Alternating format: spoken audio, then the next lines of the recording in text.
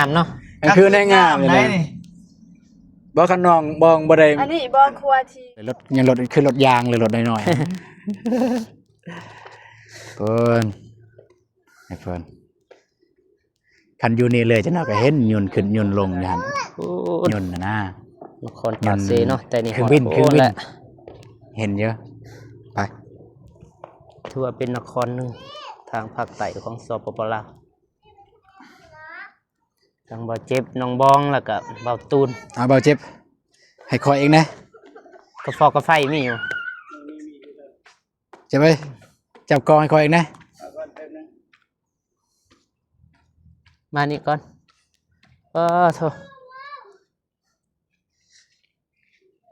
สาธุเด้อให้ลูกหลานอยู่ดีมีแหงเบิ่งแยงให้ใจศรัทธาบ่ติดลิขสิทธิ์บ่บ่เด็ดดอกมวนโพดเอาบ่เจ็บจับกองกันนะวิดีโอเลยก็ได้เด้อแบบว่าย่างเนี่ยคักโอ้ขึ้นลงอยู่นี่แหละจังหน่อยเมื่อยแล้วขึ้นลงอยู่นี่แหละพี่น้องเอ้ยเอามาภาพมุมนี้ก็ย่างมาเลยก่อนไปจับแบบนี้สนามบินกว้างขวางเนาะบ้านเมืองเพิ่น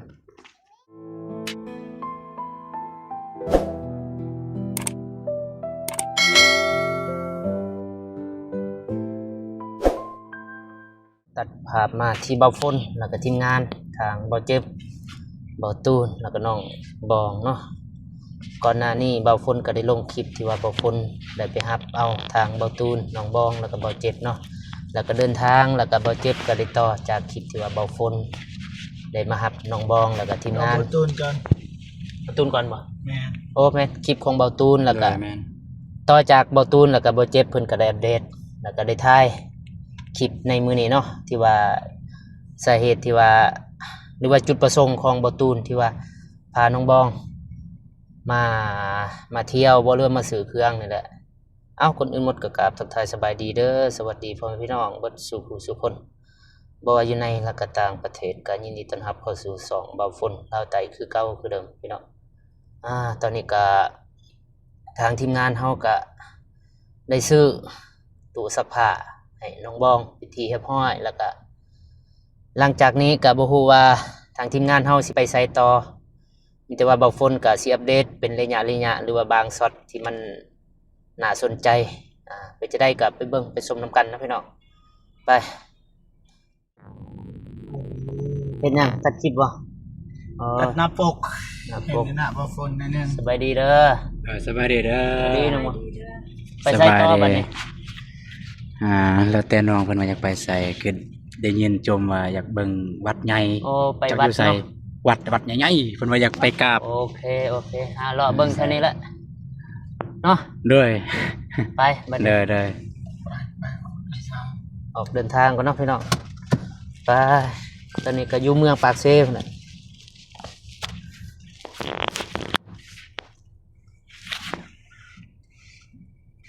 ไปพี่น้องตอนนี้ทางทีมงานเฮาก็หาเลาะนี่แหละเทศบาลหรือว่าตัวเมืองนครปากเซบรรยากาศก็ประมาณนี้เนาะถือว่าบ้านเมืองเพิ่นก็พัฒนาแล้วเจริญ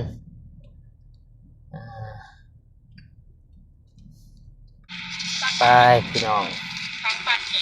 มื้อนี้ถือว่าตามใจน้องบองเนาะมื้อนึงเพิ่นอยากไปใช้ทางทีมงานเฮาแล้วก็เม็ดพิเศษก็คือเบาตูนจัดให้น้องบองมื้อนี้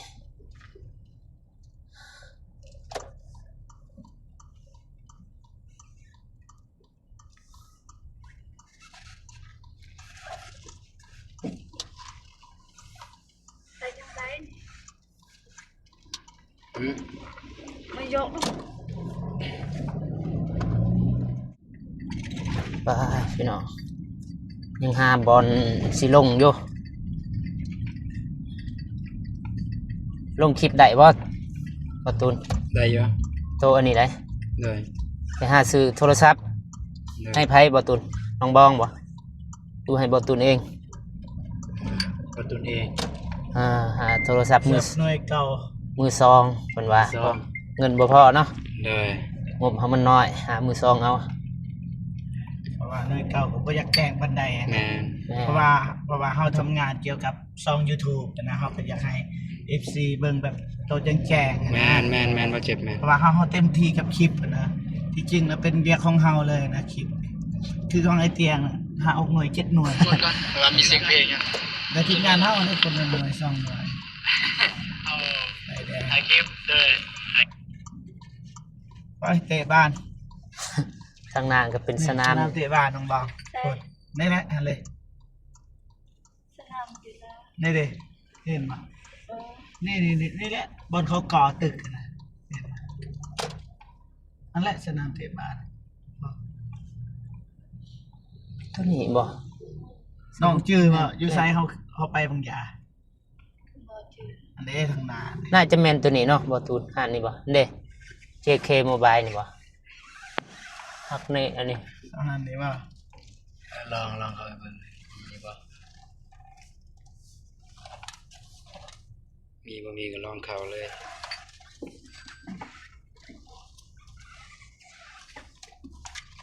ตอนงายเริ่มต้น5,000 กีบ เพิ่นให้พรเลยเด้อเอาไปเบิ่งนำกันเนาะ ว่าเขาบ่มีเงิน ได้ถืออยู่ในปึ้มสมโนได้ถืออยู่ ไปพี่น้องเดียวทางทีมงาน ให้ เฮา น้องบองเป็นผู้ค้ำประกันบัดนี้ แล้วก็ทางบ่ตูนก็สิเข้าไปเบิ่งโทรศัพท์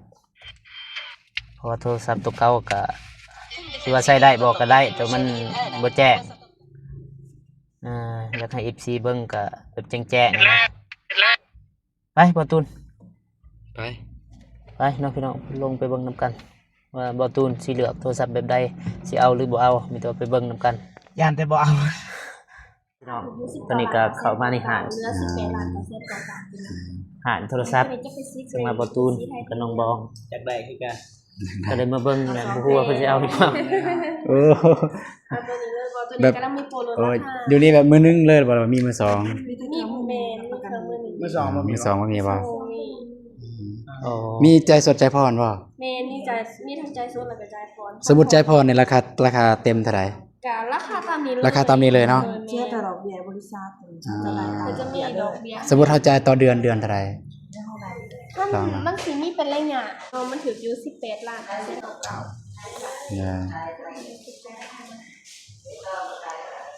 สมมุติเฮาพรในระยะ1ปีสมมุติเนาะ โดย มันถือเขาจ่ายเท่าไหร่ ถืออยู่1ล้าน9แสนกับ24,000กีบ ดอกเบี้ย แบบเฮาจ่ายต่อเดือน จ่ายต่อเดือน จ่ายต่อเดือนเลย เดือน แม่นจ่ายต่อเดือนระยะ12เดือน แม่น ทั้งตัวทั้งดอกก็จะถึงอยู่23ล้านกับ88ท่านถ้าคือมาไรต่อดอกได้แต่ดอกเนาะ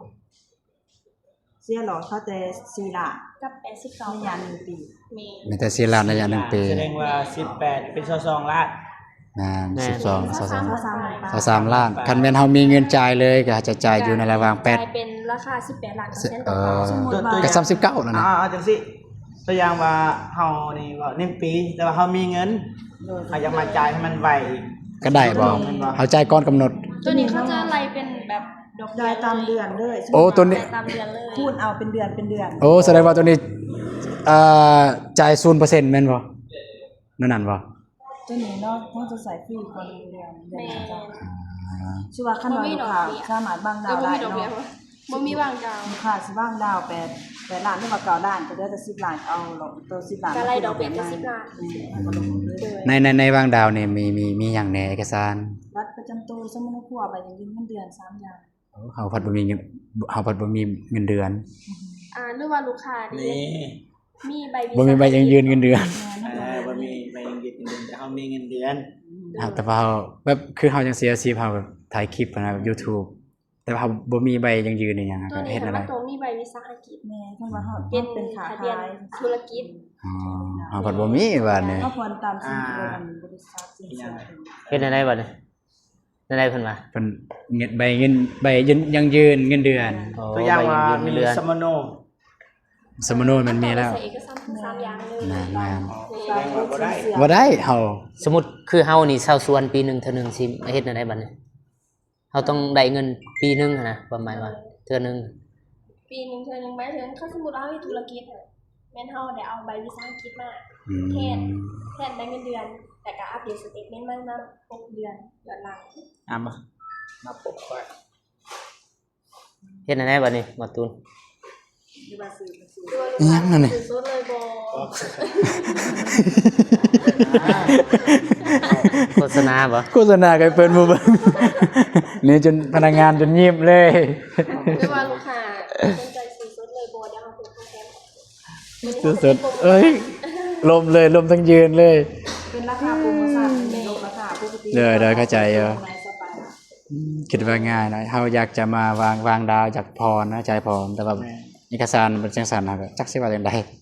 เฮาพัดบ่มีใบยังยืนเท่านั้นครับบ่มี ให้ มันบ่ใต้โตนะเฮา พนักงานแนะนำแบบแนวใดให้มันง่ายที่สุด งานให้มันงานที่สุดสำหรับเฮา แก้ไขได้ ตอนนี้สั่นเงินที่เก่าเพิ่นเฮาเอาเป็นสินเชื่อเพิ่น ใบยังยืนเงินเดือนนะเฮาเอาจากไส จาก ที่ ผู้หนา บ่เฮ็ดเวียกนะ เจ้าของบริษัท แต่ว่าเขาเฮ็ดกับ YouTube เป็น เฮาไปเอานำ YouTube พุ่นแหละซั่น สิขอจาก YouTube ผู้ใดเป็นเจ้าของ YouTube บัดนะ 19 ล้านบ่มีเงินอุ้ยตายแล้ว คิดก่อน คิดว่ามีแต่ไปเพิ่มสำนวนครัวแล้วก็ผู้ค้ำประกัน แต่ก่อนแม่นให้มันวันลำหาเลยเดี๋ยวนี้สินเชื่อเขามีสินเชื่อแล้ว อ๋อ ตามการระเบียบคนพิการเหมือนกันแต่ก่อนน่ะเพิ่นมาถามงานใส่กับว่าคนตัวหรือว่าสมุนกวดก่อนสมัครก่อนได้เดี๋ยวนี้แม่นให้เขานำสินเชื่อเพิ่น ได้ คิงของ โอเคมีแต่ว่าจังซั่นแหละเด้อ เพราะว่าเฮาสิมา เอ้ยบ่ บ่มีเงินเด้อมีเงินก่อนสิมาอุดหนุน ลูกคนนี้เป็นลูกอื่นกว่านี้ เด้อมากก็เยอะ แต่ว่าได้ หยุดคลิปก่อนก็ได้ถ่ายเป็นช็อตเอา โอเค จะได้บ่ตูนงบบ่พอ บ่ฮอดเฮาบ่ตูนคิดว่าสิแบบวางดาวได้แบบเอกสารง่ายนะแบบตามที่เฮาคิดแบบมีแต่เพิ่มสมุนครัวแล้วบัตรประจำตัวแล้วก็มีผู้ประกันประกันนี่แหละเอานี่แหละมาประกัน เพิ่นถามหาใบยังยืนเงินเดือนเฮาเพิ่นบ่มีเงินเดือนนี่นะเงินเดือนเฮาเล็กๆน้อยๆนำเพิ่นละบริษัท YouTube อยู่อเมริกาพุ่นละ ก็สิไปเอาอยู่หั่นมันยากนะเนาะเดต้าเขาเอาอยังอ่ะ ไอ้เซ็นนะแต่อันนี้พนักงานเขาบ่ฮู้อีก แม่นคือแล้วก็เอา โลมาให้มึงก็บ่เอาอีกนะ เพิ่นต้องเอาจากใบยังยืนเงินเดือนเรียกว่าต้องมีเป็นเอกสารเข้าใจอยู่โอเคเดี๋ยวมื้อหน้าถ้ามีเงินพอแล้วสิมาอุดหนุนนะเด้อเท่าไหร่ก็18ล้านเท่านั้นแหละ 18ล้าน เอ้ย มันคือ 18ล้าน9แสน99,000 19 อันนี้19เลย ตอนพันหนึง ตอนพัน 19ล้านถ้าไปตีเป็นเงินไทยก็ประมาณอยู่ 30,000เนาะแม่นบ่ คือเฮามามื้อหน้า10ล้านเด้ 30,000ประมาณ 30,000 เก่าล่า ถ้าแม่นเงินดอลก็ประมาณอยู่950 28,000 20,000 ก็ซ้ำ29,000เลย มันเก่า ไป ถ้าเงินดอลก็ประมาณ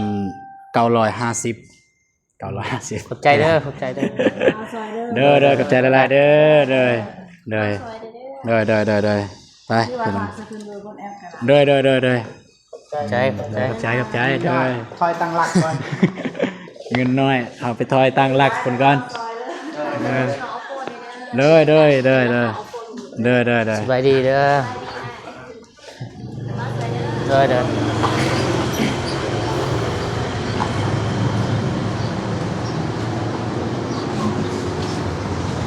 ไปตอนนี้บ่ได้ บ่ได้พี่น้องเอ้ยไปหามองใหม่ตามมันสิได้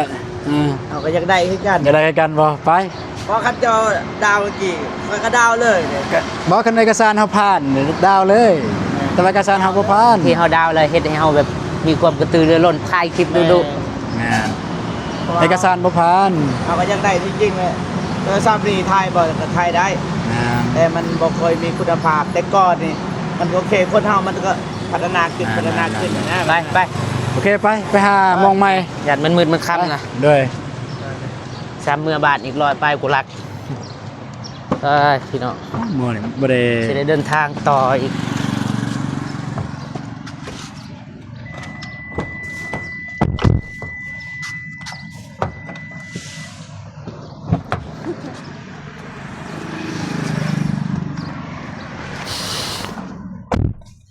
เนาะพี่น้อง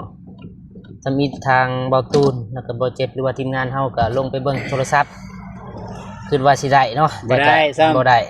เด้อง บเฮา น้อย งบบ่พอเนาะเพราะว่าเพิ่นก็จะได้บ่ให้ดาวบ่ได้เพิ่นว่า ให้ดาวอยู่แต่ว่าเว้าเรื่องเอกสารของเฮาบ่ผ่าน เอาเอกสารมายังยืน โดยต้องเอาใบต้องเอาใบเงินเดือนมันยังยืนเอาพัดบ่มีใบเงินเดือนเนี่ย อ๋อมีเงินเดือนใน YouTube โดยบ่ได้ ทำอะไรบ่กับบ่มีแต่ว่าเฮามีเห็นไหมครับ เลยอันนี้เอาบ่ประมาทเท่ากับมีอยู่แต่ว่าบ่หลาย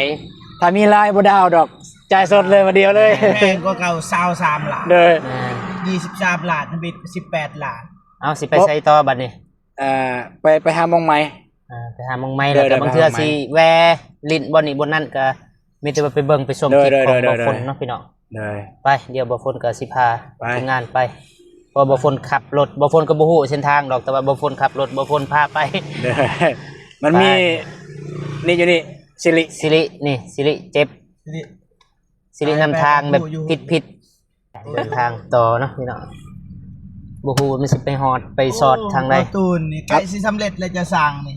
ฮะ นี่บ่ แน่ อ๋อเฮือนบ่ตูนหมด แน่ ตูนผู้หนึงอีก นี่เด้เห็นบ่ตูน เอ้าเจ็บถือนะ สิสำเร็จแล้วนี่ แน่เนาะตูน ยังอีกประมาณ 10% ยังตกแต่งอยู่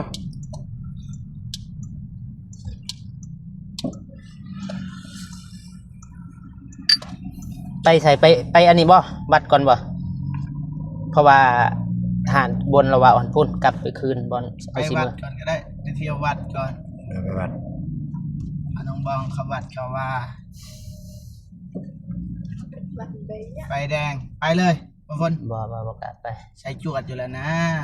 ตำรวจอยู่ลุม ย่านเนี้ยตำรวจ สำเร็จนะ คือมันก็ลืมเนาะสด เนาะ แม่นนะ โทษ นี่น้องบองนี่ทางนี้นี่ สนามกีฬาหลัก16 สนาม หลัก กีฬา บ่แม่น นั่นแหละสนามกีฬา สนามกีฬาหลัก2ลืมไป วัดพูดเด้ วัดภูพูน โอ้30-40หลัก พาน้องบองข้ามครัวจ้ะนะ บ่อันนั้นตุ๊กตา ฮะโอ้พุ่นลงไต่ กายแล้ว ลงไต่พุ่นตัด โอ้บ่เห็น มา ทาง ตัดยังบัดมันมีลายตัดเลย ไปตา ไปบัดก่อนบ่หรือว่า แม่นไปบัดก่อนเพราะว่าหาโทรศัพท์บนระหว่างหันพุ่นต้องได้มือบ้าน ต้อง เฮา ในเมืองก่อนเนาะ เหนื่อย คันว่าเฮามาค่ำก็อาหารอาจจะปิด ดิบเล เรา ย ก็ สิ สิ บอ จะ ก ได้อยู่โทรศัพท์เห็นบ่ตูนถามคิดว่าดาวได้บ้า เห็นบอลเล็ก สิดาวคือกันเลยพี่น้องเลย จ่ายค่าโทรศัพท์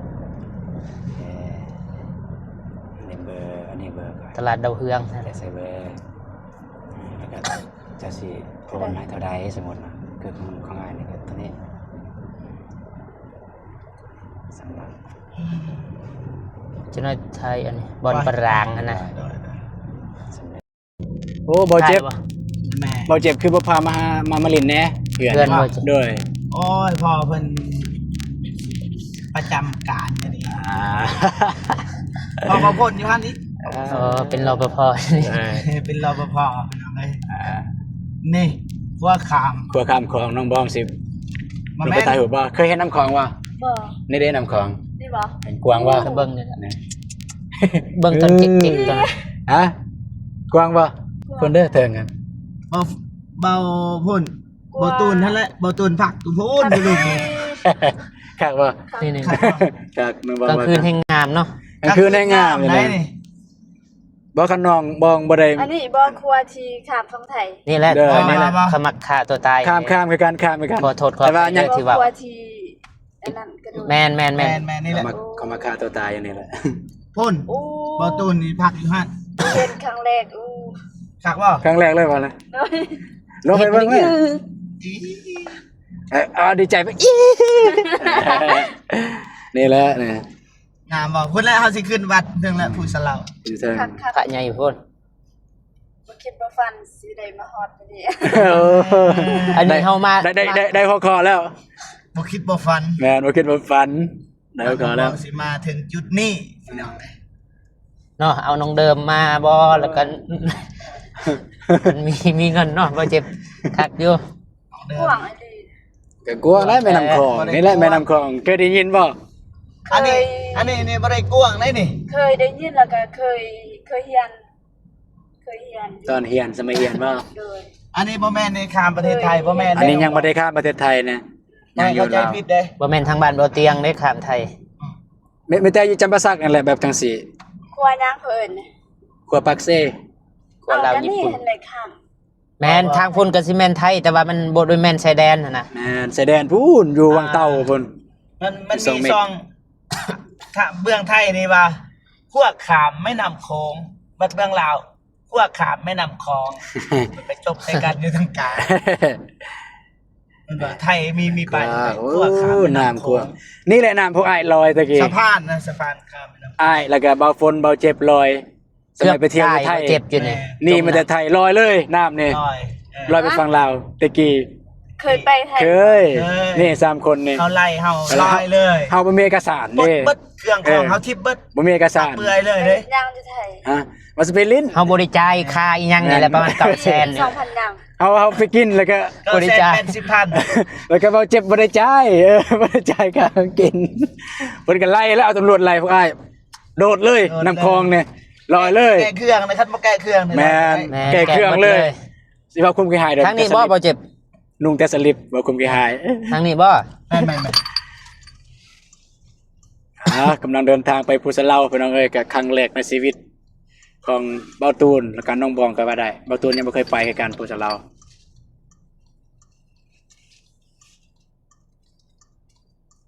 เตี้ย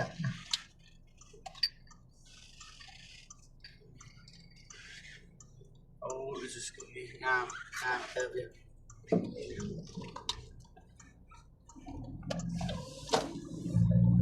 มาเห็นในเมืองจนบ่เมา เขาขึ้นทางนี้บ่ ไม่เห็นในเมืองจนมาเมารถเลยน้องบองว่า คันมาเฮาบ่ขึ้นเฮาก็คันใดตัวนี้ก็ได้ โอ้ เนาะ บ่ไหวขึ้นได้ กันโอ้ เพื่อเป็นอยากได้ฟิลแบบ ไปเลยเกเลย มันสิคำก่อนนะ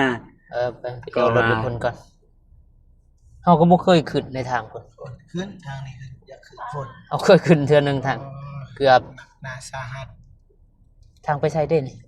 น่าจะเป็นแลนด์บ่แม่นทางขึ้นเนาะ พลาด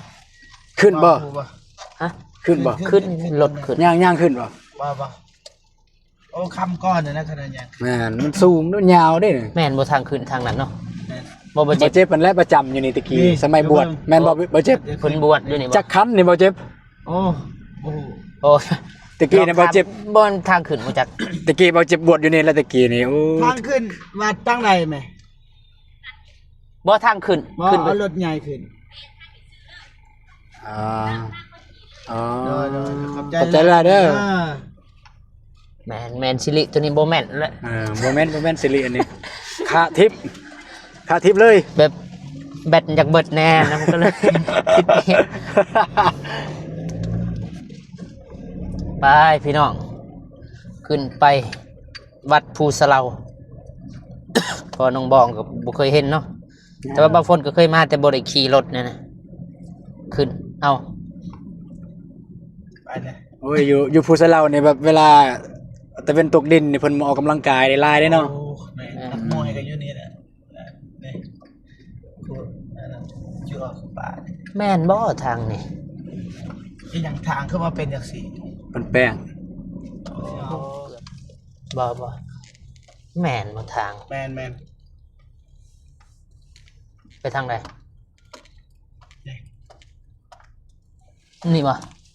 นั่นแหละทางนี้แหละขึ้นนั่น บ่มั่นใจ เขาก็ทางแค่นี้เนาะ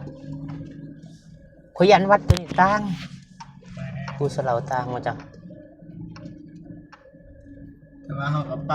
นี่แหละเส้นทางอันนี้ไปเลย บ่เจ็บอยู่ไสวัดอยู่วัดหยังตะกี้ วัดพุนสีไข่ อ๋อมันอยู่นี่เนาะ เอาแม่แต่เขาบ่เคยมาทางนี้ได้ น่าจะบ่แม่น อยู่หลัก แล้ว หก ทางตันนะได้หัน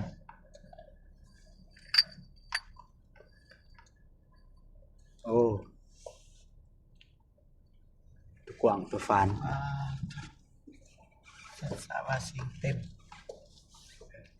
แม่นะเขาจะขึ้นทางพระใหญ่ทางนั้นนะบ่ฝน ทางไหน ทางค่อยบ เอา อกอย่า คะแนวทามทางนี้บ่ ขึ้นว่าทางพุ่นเด้ไปเลยเด้เพราะว่า ทางนั้นแต่ว่าจะบอกให้ทำไม่ทำไม่เท่ากับว่ามาทางนี้ เวลาคือขึ้นเมืองเวียงนี่ก็เห็นเมืองพุ่น เอาจะขึ้นไปหาพระใหญ่นะ เด้อ ประมาณทางนี้ อันนี้แม่นบัตรคือกัน งานรถบ่มีกล่องยากเลยแฮงมีตู้ทางหลังอีกเนาะ ด้วย ดีเลย รู้สึกว่าม่วนได้มามื้อนี้เด้ แต่ว่าเฮามาแบบคันมาแบบแต่เช้าเขาก็สิได้ไปลิ้นพุ่นเลย วัดภูเนาะพาน้องบองไปวัดภูเลยบ้านนี้ แต่ว่าอันนี้เฮามาก็1:00 น 2:00 น ไม่นานนะอันนี้ก็จะค่ำนะ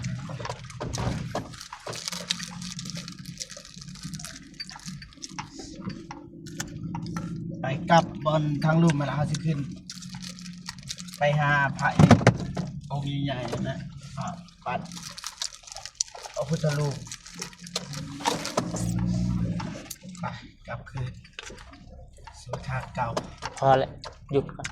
เพื่อน้องบองแล้วเก็บ4 เป็นผู้เรา ก็เฮ็ดทางเนาะลงขึ้นมาแต่ว่าฝนกำลังกาย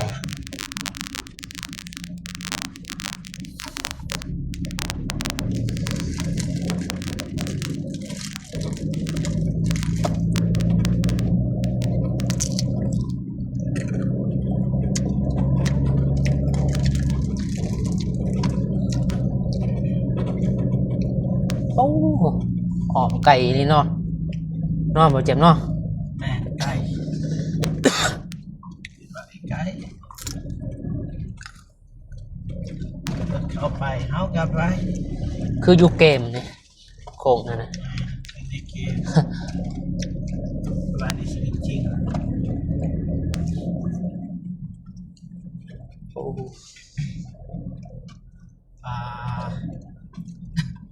ฉันว่าขึ้นเทิงอีก ขึ้นเลยเนาะหรือว่าบ่ฮู้โอ้จนได้เห็นวิวแล้วเมืองปากเซเนาะ น่าจะงามนะ เห็นมีปักเสเห็น เห็นคลองแคมคลอง สูงเลยเอ้าลงเลย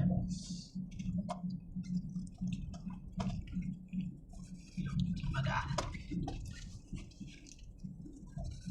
พาน้องบองไปเปิดหู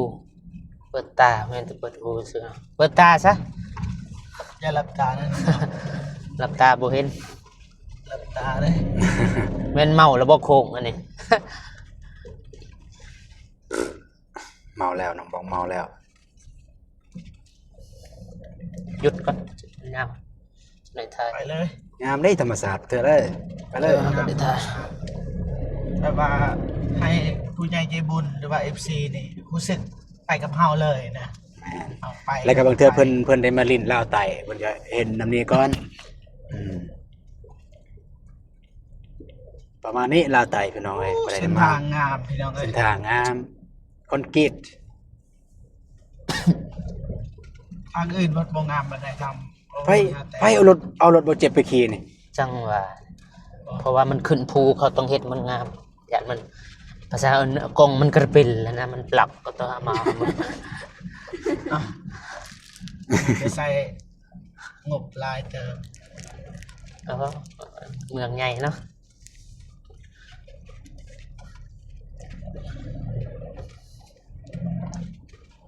เฮ้ยมีแยกด้วยนี่แม่นบ่ทางถึง โอ้ถูกลาวอีกแล้ว ทุ่งลาวบางเจ็ด ขับ ถึงลาว เพราะว่าทางนี้ลงทางนั้นขึ้นบ่ฮู้คือกัน ขึ้นไปไทยเถิงว่าทุ่งลาวเนี่ยหยุดก่อนซะนี่โอ้ย ได้ เห็นทุ่งลาวพี่น้องป้า ถึงศาสตร์ลาว บ่เจ็บบ่จักมาเฮ็ดนี่ พอป่ะ บ่แม่นเนาะ อยากโมเลยเศร้าเลย โมแต่จนคลิปแล้ว ไปคลิปเป็นยังสิโมอีก โอ้ คราวนี้มาจากนักมวยเขาแลนด์นะ ทางนี้ ตอนนี้เลย พวก มัน เสื้อมักแลนฮะบนคันไดนี่บันไดตัวนั้น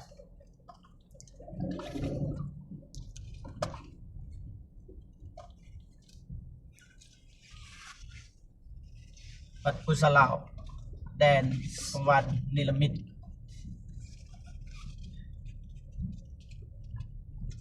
นี่ละมิดสันไดก็ไปเบิ่งไปชมนำ เด้ กัน ฮอดเลย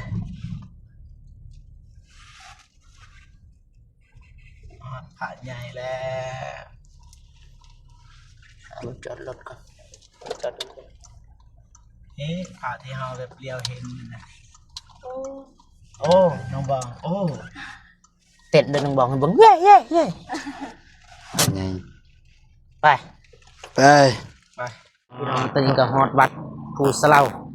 อยู่ไซบอล ที่เรียบร้อยเนาะ ซื้อนั้นทูบเทียน เซตมื้อนี้ทางทีมงานเฮาก็ได้พานทางน้องบองเพิ่นมาลิ้นแล้วก็มาเวียกหน่อยหนึงแล้วก็ได้ถือโอกาสนี้มาลิ้นมาชมวิวทิวทัศน์นครเมืองปากเซ เอ้ย แล้วก็มาชม นี่แหละ วัด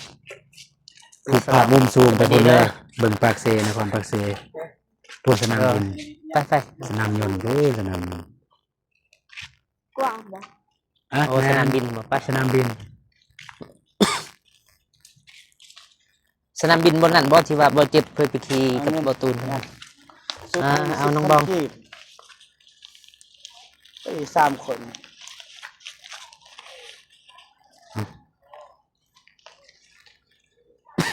เอาน้องบองเฮ็ดบุญทำทานเพื่อเกินยังเลยบ่เจ็บ แบบใจศรัทธา ไปศรัทธาเป็นวงบูชาดอกไม้ทูบเทียนเพื่อสักการะบูชาพระ อ๋อเพื่อพระนี่แหละเนาะ เด้อ เอาดอกไม้นี่ไปป่ะ เด้อแม่น อ๋อ อธิษฐานเด้อ เนี่ย อธิษฐานนั่นเด้ออธิษฐานเพื่อนนี่เด้อ โอ้ยบ่เกี่ยวนี่เข้าก็ให้กันนะมันเป็นยืม หันแหละ บ่แม่น เป็นหยัง ได้เฮ้ยได้ ไปไม่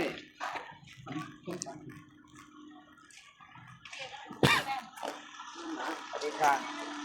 ทานแล้ว สิมืด ก่อน จะ ให้ ได้ยัง อธิษฐานแล้วก็เอาดอกไม้สุดหนึงเคยเข้าวัดเข้าวาอยู่ พระก็ต้องบอกจะอธิษฐานแบบ สิไทยตัวหนักค่ะอธิษฐาน แห่งวัดองค์ตือ อย่าติดลิขสิทธิ์ อุสเล่า เอาเพลงนั้นเลย ไป นี่ ไปสวัสดีเบิร์ดเอารถ เอาบุญเพื่อ ดีเบิดเลย บ่เจ็บคือแจก บ่มีกาแฟได้เหรอเด้ใส่ เฮามืดๆนี่ ได้แล้วสนุน ไป ไป บออันนั้นก็ได้ ไปนำการกับบอตูน ดอกไม้ฮักโอ้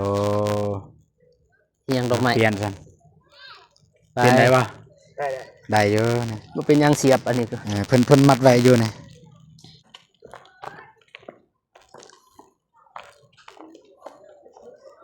ในวัดอันนี้เลยพระอันนี้บ่แม่นวัดพระ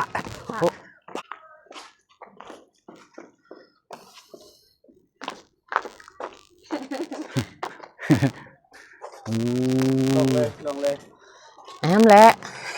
นี่แหละไอ้ทำเลยครับไอ้ทำเลย กอกเอาบากว้าโธ่พี่น้องวิวทิวทัศน์ ปอดวิวทิวทัศน์งามแสดงว่าวัดอันนี้ยังบ่ ไป แล้ว ก็จะแม่นเมืองปากเซ ยังบ่แล้วเนาะ แม่นเพิ่น ยังมี ยังต่อเติมอีกเนาะ ยังต่อเติมอีก ป้าโธ่วิวข้ามโค้งไปก็นครปากเซ ขัวที่เฮาข้าม ข้ามมานี่ก็จะ ขัว เป็น นี่แหละ พลทองหรือว่าภูสะเลา เบิ่งแต่น้อยๆเด้อแต่ว่าเฮาต้องเทียบเบิ่งรถเลยรถยังรถคือรถยางเลยรถน้อยๆ เพิ่นให้เพิ่นคันอยู่นี่เลยจะน่าก็เห็นยนต์ขึ้นยนต์ลงอย่าง โอ้ ยนต์น่ะนะ นครปากเซเนาะแต่นี่ เครื่องบิน ฮด เครื่องบิน โแหละ เห็นเยอะไป ถือว่าเป็นนครหนึงทางภาคใต้ของสปปลาวทางบ่อเจ็บหนองบองแล้วก็บ่าวตูน เอาเบาเจ็บให้คอยเองนะ กระฟอกกระไฟมีอยู่ เจ็บไปจับกองให้คอยเองนะ มานี่ก่อนโธ่สาธุเด้อให้ ลูกหลานอยู่ดีมีแหงเบิ่งแยงให้ใจศรัทธา บ่ติดลิขสิทธิ์บ่บ่ ว้า ตูน วเด็ดดอกมวนโพด เอาบ่เจ็บจับกองกันนะวิดีโอเลยก็ได้เด้อแบบว่าย่างเนี่ยคักโอ้ขึ้นลงอยู่นี่แหละจังหน่อย เมื่อยแล้ว เออ ขึ้นลงอยู่นี่แล้วพี่น้องเอ้ยเอามาภาพมุมนี้ก็ ยังมันได้กด เนาะ ไปจับแบบนี้ โอ้สนามบินกว้างขวางเนาะ พุ่น บ้านเมืองเพิ่นนี่เป็นครัวที่เบาฝนแล้วก็ทาง นั่ง ที เล่น ม อยู่ งาน ใน ได้ คัก ขา อยู่ มาเนาะเพราะว่าฟังพุ่นก็จะเป็น ลาวะ นครปากเซแล้วก็ข้ามมาแล้วก็จะเป็นเมืองพนทองเนาะขึ้นกับเมืองพนทองข้ามครัวมานี่ถือว่าปัจจุบันนี้ก็อยู่ภูสะเลาทางทีมงาน บนโปงดอกไม้นี่ สิมากราบมาไหว้มาอันนี้ทาง ไปต่อบนโปงดอกไม้ ภูสะเลา โอเคขึ้นไปถึงแล้วว่าเจ็บไปได้ โอกาสได้มาแล้วก็มาไหว้มาบูชาเพิ่น จะเบิ่งนั้นค่อยเบิ่งนี้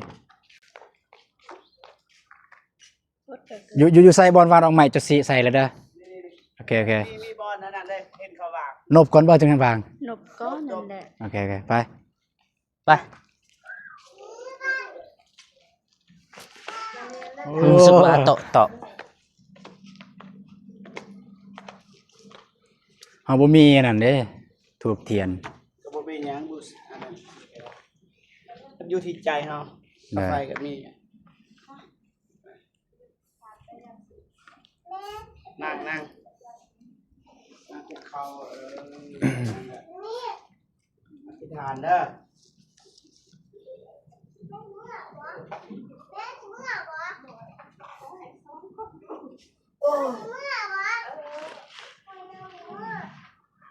พอแล้วประตูโดนแล้ววาง อยู่บนนี้ วางแล้ววางเองก็ได้โนบอีกบัตรหนึง นบอีกบ่ กราบเลยบ่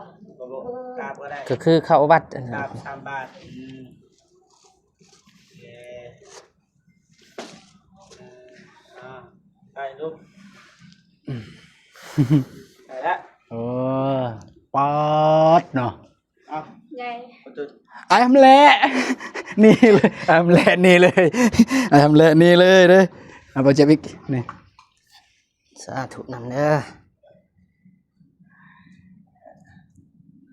หอนๆแนวรู้สึก หอนๆนะ ขึ้นอยู่ที่ใจบ่ต้องดนหรือว่าซาอันนี้เขาวัดสิบอกให้ฟังเด้อ ได้ เกี่ยวกับคำวัดเฮาบ่จะเป็นต้องแบบให้มันดีเพอร์เฟกต์คือคนอื่นเฮามาแบบในคือเฮาอันแหละขอแต่ว่าเฮามีใจศรัทธานะเฮาจะทำความดีถึงว่าเฮาตัวอย่างว่าเฮาจะเฮ็ดความดีไปแต่ว่าเขาบ่มีหยังมีใจอยากเฮ็ดมันก็ดีอยู่หั่นแหละ นะเฮ็ดหลายได้หลายเฮ็ดน้อยได้น้อยเฮ็ดซ้ำที่เฮามีนะแบบนั้นการเฮ็ดความดีบ่แม่นว่าเฮามาเฮ็ดแล้วมีคนมาติว่า เจ้าเฮ็ดนั่นนี่บ่ถือขอแต่ว่าบ่ให้ดูถูกแต่ว่าบ่ให้เว้าในสิ่งที่ผิดพลาดนะเฮามาดีนะแนวใดก็ได้แบบนั้นเฮาทำดีทำบุญนี่ได้เบิดบ่มีขอบเขตบ่มีพรมแดนเลยกันนี่คือเขาวัดเขาว่าคือกันแค่แบบนั้นเบิดนั่นนะ ไปมานาโตะ ไป อยู่รุมกันบัดนึง อามแหละเพิ่นก็ เศร้า บ่ฮอดเนาะไป ไปก่อยนะ ฮะ ไปก่อยนี่ปุ๊บไปปุ๊บเป็นอยู่ ถ่ายรูปบ่เป็นรูปบ่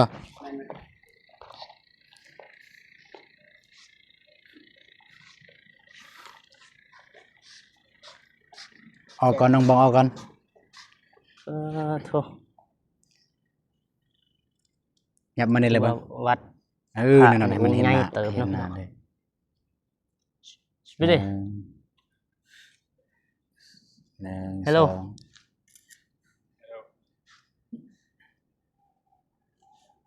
หนึ่งสอง อันนี้ก็จะเป็นชาวต่างชาติเนาะเพิ่นมาบูชานี่แหละมานบมาไหว้ ถ่ายรูป จะเป็น คอยกับน้องบองอีก ชาวเกาหลีบ่ ใช่ไหม คนกับบ่ฮู้ อยู่นี่ ถ่าย มาบ่ อยู่เนาะพี่น้องป้าโธ่คน เอาแบบจับ ไม่รายงานเลย ได้ โอเคพ่อพี่น้องนะการเดินทางของเราพาน้องบองไปเที่ยวนะไปกระบูชาพระอยู่ที่พุทธเล่าพี่น้องนะก็บ่มีหยังหลายพี่น้องนะเพราะว่าทางบ่เจ็บก็เคยมาทางนี้แหละแต่ก่อนก็เคยมาบวชพี่น้องนะ3-4 ปีพี่น้องนี่วิวทิวทัศน์ธรรมศาสตร์ก็ประมาณนี้พ่อพี่น้องนะทางทีมงานเฮาก็นั่นได้เดินทางกลับนะ กลับก่อนพ่อพี่น้องเด้อฝากกดติดตาม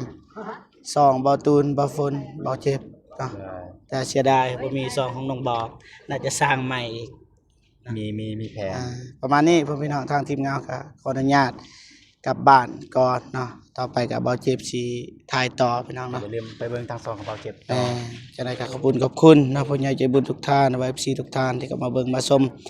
คลิปของบ่าวฝนทั้งแต่ต้นจนจบแล้วก็บ่ข้ามโฆษณานะจะได้ก็ขอให้